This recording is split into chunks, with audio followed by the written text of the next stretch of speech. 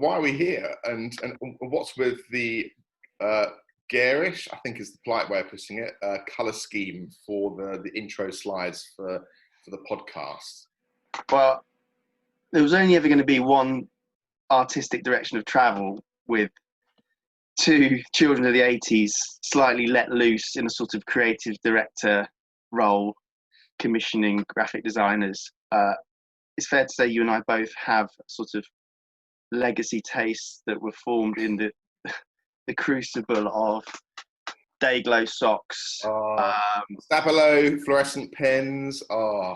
Yeah, skiing jackets, just sort of general garishness. Like for me, the graphic design peaked in the late 80s with the Stefan Edberg, Adidas tennis wear, sort of splodges of colour, and just kind of more is more, which in fact I still hold.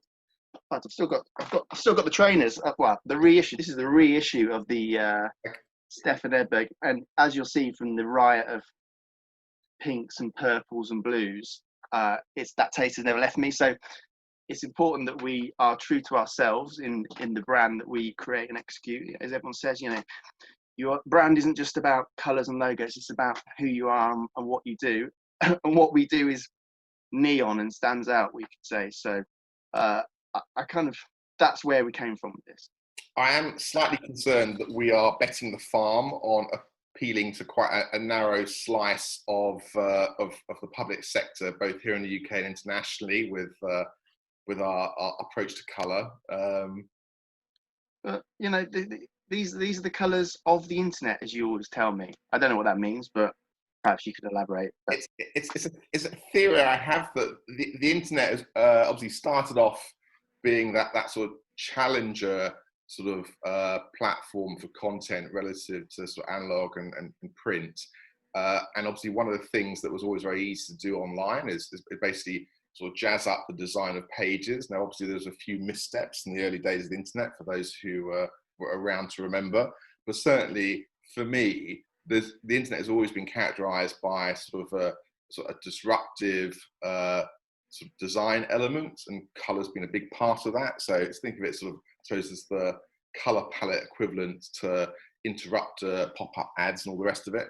So hopefully less annoying, but certainly for me, as a digital first brand, I mean, we're all about saying, well, you know, one of the silver linings of 2020 is the ability for everyone to sort of get into the conversation completely without any degree of self-consciousness when it's virtual. I mean, we've all made that shift. 2020 has taught us that, nothing else. Yeah.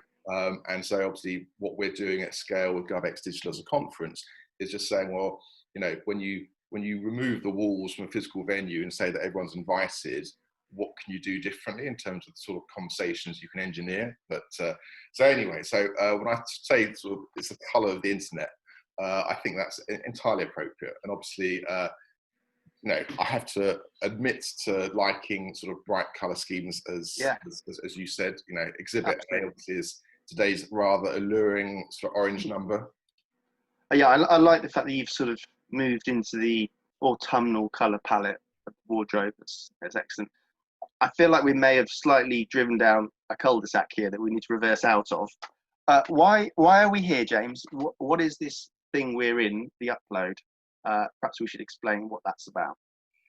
Well, frankly, you saw me having so much fun with the GovX show, interviewing obviously the amazing speakers we have lined up for GovX Digital, that, you know, you needed to create a vehicle for yourself to get in front of the camera, if, you know, just to ensure that it wasn't just a case of you sort of twiddling with knobs who were misses, with obviously the production of the podcast, which for those of you listening, we also distribute via YouTube. So if you really are keen to see how orange my shirt is today and how lurid Tim's trainers were, then obviously, you know, toddle along to YouTube and the GovX Digital channel there, and you'll see it all in sort of Govx Vision, which is like Technicolor but dialed up, I think. Yeah. And in terms of the content, I mean, what are we trying to achieve here in this short. Well, we thought it'd be 5 minutes, but I think we're probably touching that already. Rapidly lengthening as we sort of go off on all sorts of detours. I'm hoping this is like the intro sub episode sort of springboard, and that the others will be pithier and more to the point. But I mean, one of the advantages of digital, obviously, is you can move fast, break things, iterate, experiment, and try new stuff. And so, in a sense, this is a diffusion brand to the I suppose the one-to-one interviews that we've been doing in the GovX show, and it's really, I suppose, an opportunity for you and I to sort of share some of the excitement about some of the amazing conversations that we have, literally on a day-to-day basis, as we're speaking, obviously, with our speakers, but also with the wider community of public sector here in the UK in particular, obviously, who are attending the conference. One of the things that we take a great interest in when people register for the conference. We like to reach out to them and get to know them, and out of that we get some really interesting sort of insights into what matters right now, what their focus is. So I guess so it's a real perk of the job that we spend so much time talking to these people, and this is really an opportunity to unpack that. I mean, for example, speaking to Anthony Coulthard, who is I think the Director of Strategy and Innovation at HMRC. So he and his team were responsible for getting the Eat Out to Help Out scheme off the ground. Okay. So for those of you not in the UK, this was a government scheme basically to encourage people in the sort of, now seems a long time ago, but in the summer when we were sort of unwinding from the first lockdown, the government sort of brought in a scheme to encourage people to go out on Mondays, Tuesdays and Wednesdays to restaurants and basically provided sort of discounts on the meals. So hugely popular scheme, 100 million meals I think were claimed. I think it led to a 50% increase in the number of people eating out in the first half of the week on a year-on-year basis.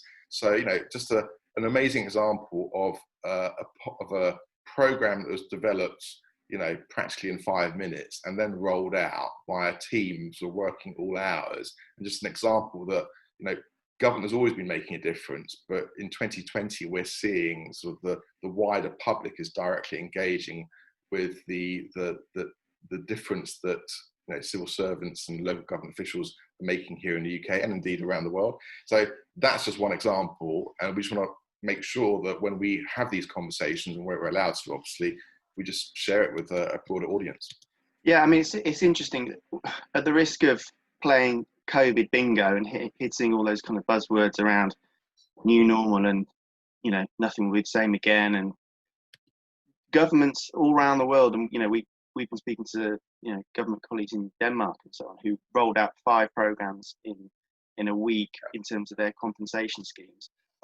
So this situation is forcing the public sector to be that thing that I think it's aspired to be, which is agile and able to respond and able to harness technology. I mean, the big thing in my mind, that and it comes with multiple caveats, is the launch of the NHS Test and Trace app in the past sort of 10 days. It hasn't had a smooth journey from inception. This is the second iteration, but I think when the dust settles on the sort of technical challenges around it, what it means is in terms of wider implications around government's appetite for and ability to execute digital services, in this case a sort of critical service, but also around the public's appetite to accept and adopt them. I mean, it had 12 million downloads in the first few days. When I take my kids to football, scanning on the QR code when we get there. So this kind of suggests to me that there is now a sort of changing tide. Whether it lasts post-COVID would be interesting to see, but that there is a more of an appetite for widespread adoption of GovTech. I think the idea of what GovTech is might become more sort of prevalent in the kind of popular narrative. I mean, people within government, public sector would know it, but you said GovTech to the average person on the street, they're probably not going to get it. Whereas if you pointed at this app and said, well, this is a piece of GovTech designed to, create, data that the government can use to combat a pandemic and what have you. There's a really interesting quote from post from Tom Goodwin yesterday, who's a kind of digital provocateur who has a kind of very big following online and so on. And he was saying that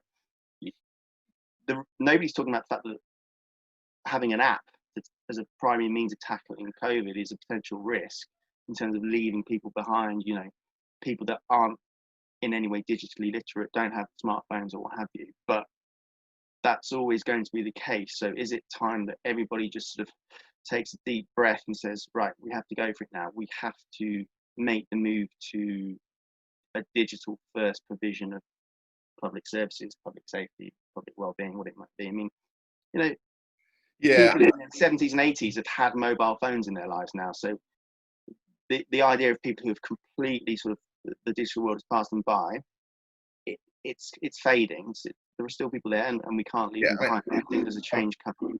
I go several stops on the bus journey along with you. I mean, I think that government is here to serve all citizens, and therefore it has a responsibility to ensure that it is, you know, reaching out to and supporting those who, you know, don't have access to the internet for whatever reason, don't have mobile phones.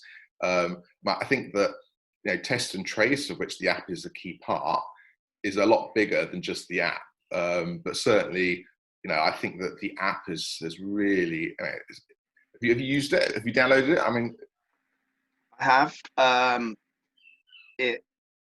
It's pretty straightforward. I didn't have any issues with it. I know there are issues around certain test results. Straightforward. I think, you know, we benchmark straightforward against, you know, products that have been developed by the likes of Google and, you know, Facebook and, you know, huge sort of platforms with, you know, tens of thousands, if not more, engineers working on it. The fact that we think it's sort of normal is a huge win, I think, for you know, a public sector technology sort of rollout. And it's interesting, you know, I think I looked at the numbers because I was curious about this to see how you know, the UK sort of download rate was doing relative to others. I think at the same time, after launch in Germany, their COVID app in July had been downloaded about 8 million times. So that puts us over 50% of what they achieved in the first few days. Now, obviously, I suppose COVID now is, you know, it's much more front of mind perhaps than it was during the halcyon days of the summer. So perhaps that's a reason for the rapid take up here in the UK. But certainly, you know, even in France, they rolled out their app in beginning of June, and even now they're only up to 3 million downloads. So, okay. You know, and no one could say in France today that people aren't, you know, very aware of the second sort of spread of COVID. So certainly, I think that the UK has done something very positive. It's, you know, here in England, I'm not sure what the numbers are for the Scottish equivalent app, but in England and Wales, I think that the app is great. I've used it. I think that a real killer application for it is going to be as more and more venues and particular shops perhaps sort of start using the sort of NHS COVID app QR code everywhere. It's just going to encourage people to say, oh, well, I know what I'm meant to be doing, I'll scan in. And as we sort of scan in and use the app repeatedly, obviously adoption is just going to, you know, further snowball. So, I mean, as you know, I think you are to a certain extent yourself as well, I'm very much a glass half full kind of person. So I think that there is a lot to celebrate here. Yeah. I mean, it reminds me of my favorite quote of the week was from our podcast with Sally Meacham, the Centre for Digital Public Services in Wales. And she was talking about kind of how digital service providers and developers in the public sector need to think about their customer or their end user. I've got it here. She said, the user doesn't want to waste their time mucking around and getting upset by public services and trying to work them out. They need to come in, do something, get out, and do something more important and more interesting. And I think it's a pretty stark way of putting it, is that they're not browsing for a leisure break on lastminute.com.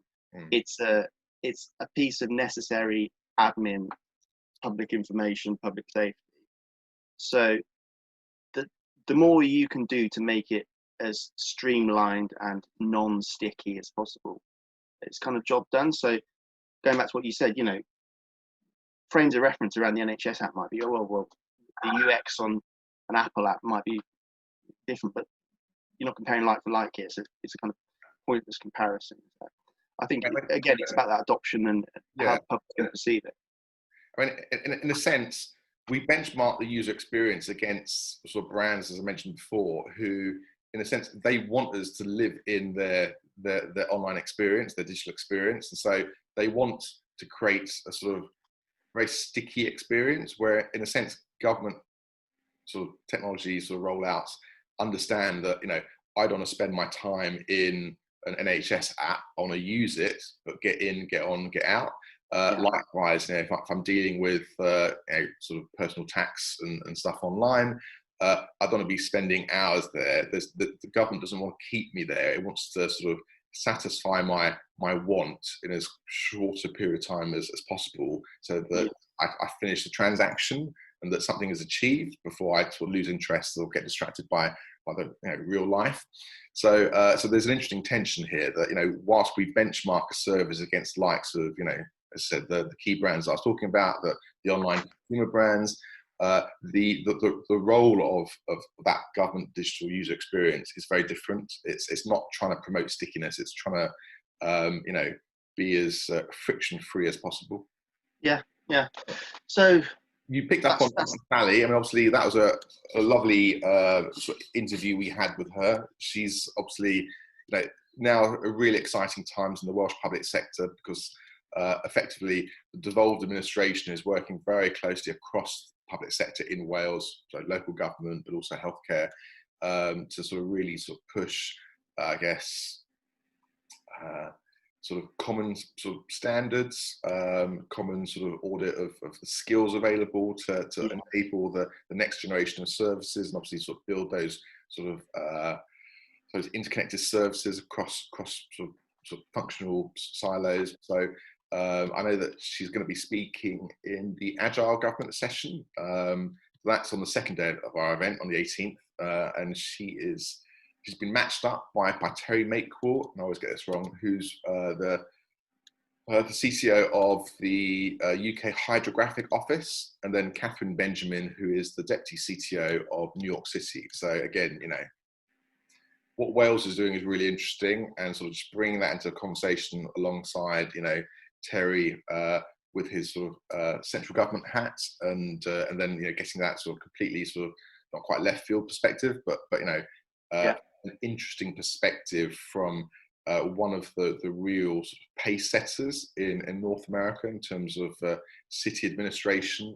So certainly, I think, you know, yet another example of all of these conversations. They sort of like, they feed into these live panels that we're organising, which you know, I'm pretty confident are going to have a lot of really exciting insights sort of stem from.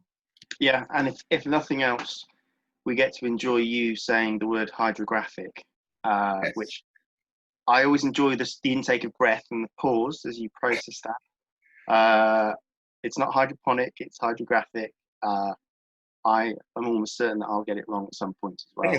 You get it wrong once whilst doing a podcast or, you know, in an interview, and then it becomes a bugbear. And then sort of, even though, you know, 99% of the time, you know how to pronounce hydrographic, the moment it's sort of looming on the horizon as something that you're going to have to sort of pronounce publicly, that's when you start sort of stumbling. But anyway, I think I struggle with the word digital, which is a bit of a shame, given it's part of our company, but digital.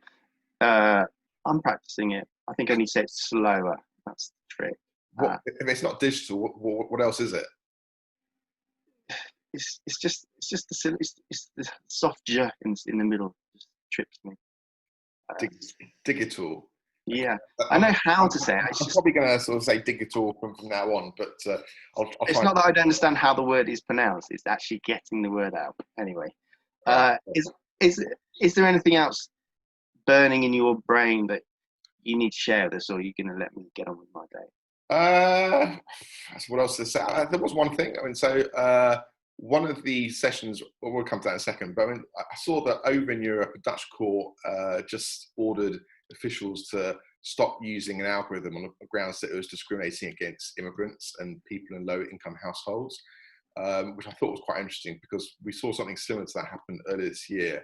I don't know if you remember, but South Wales Police, so they were using facial recognition technology, and that was declared unlawful in the courts here because it couldn't be proven that the algorithms being used for facial recognition technology by the police didn't exhibit sort of racial or gender bias. And obviously, you know, since then we've had, and this is a technical term, we've had the cock up of the use of an algorithm to essentially assess and give awards of A-levels to students. So for the non-Brits in the audience, so A-levels is the exam that school leavers take before going on to sort of tertiary education or employment. So basically, the algorithm we were using here in the UK had the effect of downgrading students who went to the worst schools. So you can imagine sort of, you know, the challenges that had, not just optics, but so I mean, a really sort of gratuitous cartoon reference, but I mean, who watches The Watchmen? So, you know, the AI that is increasingly being used to automate decision making obviously is based on assumptions. I think we have to make that really explicit.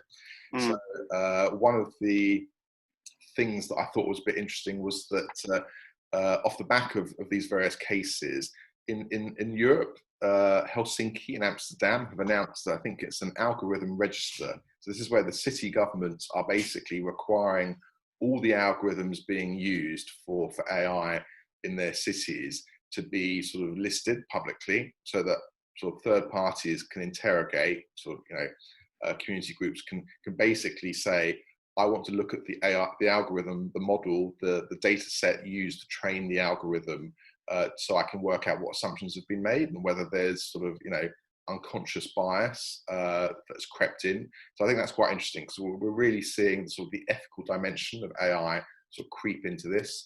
I was having a chat with, I won't mention their name, sort of an AI vendor the other day, and I was quite taken aback by how the extent to which he was sort of downplaying this as an issue. I think that actually really, you know, should alert government organisations that if the vendors peddling AI sort of, you know, downplay this as an issue, then it's definitely an issue which they need to take very seriously. And certainly it's something we're covering because Joanna Bryson, who is a professor at the Hertie School, she was the co-author of the UK's first national AI ethics report. So she is speaking in sort of AI-driven government, a session that we're doing alongside Stefano Quintarelli, who is the chair of Italy's equivalent to GDS, which is, what is it? It's the Agency for Digital Italy, I think. He's also the European Commission's lead AI expert. And I think that one of the many lessons is a year which keeps giving us lessons, but one of the many lessons of 2020, I suppose, has been the impact of unconscious bias and the algorithms that underpin AI sort of just open up a completely new field for no, if not minefield, for government to have to negotiate to make sure that, you know, it's not another sort of impediments to having the sort of kind of society that, you know, we all want. Yeah, I mean, that's the key point, isn't it? It's some of the issues around AI don't pertain just to people sort of creating and embedding the technology. The outcomes and the implications of AI being at play in public services means that everybody in the public sector needs to get their head around the moral maze, the kind of background implications. It, you know, if we're going to sort of flag some sessions that are coming up at the conference, then don't see two letters AI and think, well, I'm not a sort of technical person, I'll pass, because we're going to be unpacking a lot of the social outcomes and Absolutely. ethical implications as well. It's not a techie stream, it's a people stream, but underpinned by the outcomes of AI. And I think that's absolutely. important. I mean, if you go back 20 years, I'm sure there'd have been conferences saying, you know, the internet and government, and that wasn't, that, as it turned out, that wasn't a session just of import for, you know, the IT managers and directors of the day. It was something that was, you know, transformational for you know, for society, let alone the public sector. So likewise, AI, I mean, it's not a future technology, it is here now, it is amongst us, and we need to understand the incredible opportunities that AI has to automate decision making at scale. I mean, I am a sort of, fundamentally a huge enthusiast for the value that AI will bring and allow people to sort of focus on sort of higher order tasks and create more value, which is, can only be a good thing. But like all technologies, it's how they're used, and we just have to sort of be aware that we need to pay attention to that. So that social dimension is, as you said, is really important. So I mean, realizing that we're about to sort of blow all expectations for how long this episode was, I'll just wrap up very quickly, perhaps by saying that, I suppose, another exciting news. Yesterday, spoke to one of our speakers from KPMG. So really excited for that podcast to be published in the next week or so. And they are speaking about, I suppose, long-term planning and sort of what governments need to be doing now in order to achieve the results. And sort of that's part of a session that we've got called Cathedral Thinking, which is, again, it's all about sort of trying to look sort of multi-generational, what does government want to achieve, and then breaking that down to the steps and ensuring that the things we're doing now are aligned with where we want now to end up at in decades time. So I think that's going to be a great session. And then obviously you and I are catching up with Google this afternoon, which I'm excited about, because we're looking to hopefully confirm which topic they're going to be sort of getting involved with. And my sense is that it's going to be something to do with digital workplace and how those government organisations need to plan for how their staff will be working in future. So again, super exciting. And then I suppose, something that we've mentioned a little bit on social media, but obviously very exciting that we've crossed the 500 delegate registrations threshold, which I think some people said it would never happen, but I built the agenda and you went off and marketed it. So, sort of backslaps all around. But it's not really about us and the fact that we've hit a particular sort of numerical milestone. I think it just really reflects the appetite for conversations about change in the UK public sector, and how that's also resonated obviously with a lot of our international speakers. And that 2020, whilst it has obviously been an awful year in so many respects, it's also, I think, going to be a springboard for a lot of positive change as we move forward. And I hope that in our small way that GovX Digital is a part of that. Yeah. Well, that's an uplifting note on which to wrap things up. Me, right? I mean, Mr. Uplift, they should call me. But the narrative arc was like a Disney movie. It's beautiful, happy ending, which makes us all have the warm fuzzy glow that we want for the rest of the day. I think it's been good that we've in an offshoot podcast that was supposed to be a plucky smaller sibling to the GovX show, but it's probably a longer sibling than the GovX show. We've done a nice little run through some GovTech stories. So won't always be as techy as this, but so next time we'll maybe delve into another of our kind of conference streams and the kind of big topics that are going on. There's so much going on. 6 streams and bucket loads of sessions in each stream to sort of examine and sort of unpack, and certainly loads of calls lined up today and over the next few days, which I'm sure there'll be some interesting snippets emerged from that. So certainly that's a really good idea. We can take a look at another stream, another thematic focus for the next episode. Great. Right. Well, we'll power down and go around to our business and hopefully catch everybody on the next episode of The Upload. Woohoo! Right then, take care. See you. Bye.